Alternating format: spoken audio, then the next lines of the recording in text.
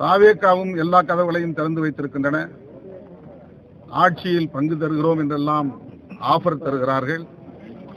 அப்படி தீபாவளி பொங்கலுக்கு ஆஃபர் கொடுப்பது போல சட்டமன்ற தேர்தலுக்கு ஆஃபர் தருகிற கட்சியாக நடிகர் விஜய் அவர்களின் தலைமையிலான கட்சி உள்ளது. அவர் மிக பெரும் மக்கள் செல்வாக்குள்ள ஒரு நடிகர். எனவே தனித்தே ஆட்சியை பிடிக்க முடியும் என்று நம்பக்கூடியவர். ஆனால் அவர் தேர்தலுக்கு ஆஃபர் போட்டு காத்து இருக்கிறார். அங்கேயும் இன்னும் ஒரு கூட்டணி அமையவில்லை என்பதுதான் யதார்த்தமான உண்மை. திமுக அல்லது திமுக தலைமையிலான கூட்டணி கட்சிகளை எதிர்க்கிறவர்கள் இன்னும் சிதறியே கிடக்கிறார்கள் என்பதுதான் உண்மை. ஏற்கனவே தேசிய ஜனநாயக கூட்டணியில் இருந்த கட்சிதான் பாமக. இப்போது அந்த கூட்டணியில் சேர்ந்திருப்பதாக தகவல்கள்.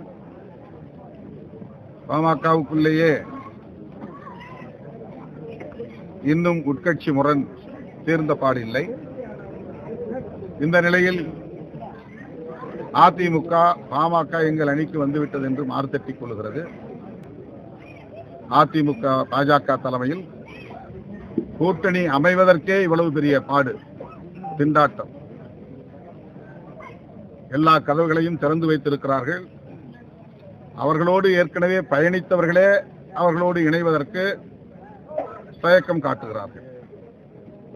அதிலே ஒன்று பாமக. இவ்வளவு காலம் தயக்கம் காட்டி வந்தது. இப்போது ஒரு பிரிவு அதிமுகவோடு சேர்ந்திருக்கிறது. ஏற்கனவே இருந்த அணி கட்சிகள் இப்போது சேர்ந்திருக்கின்றன, அவ்வளவுதானே தவிர அதிமுக பாஜக கூட்டணியில் புதிதாக எந்த பலமும் சேர்ந்து விடவில்லை, வலு சேர்ந்து விடவில்லை.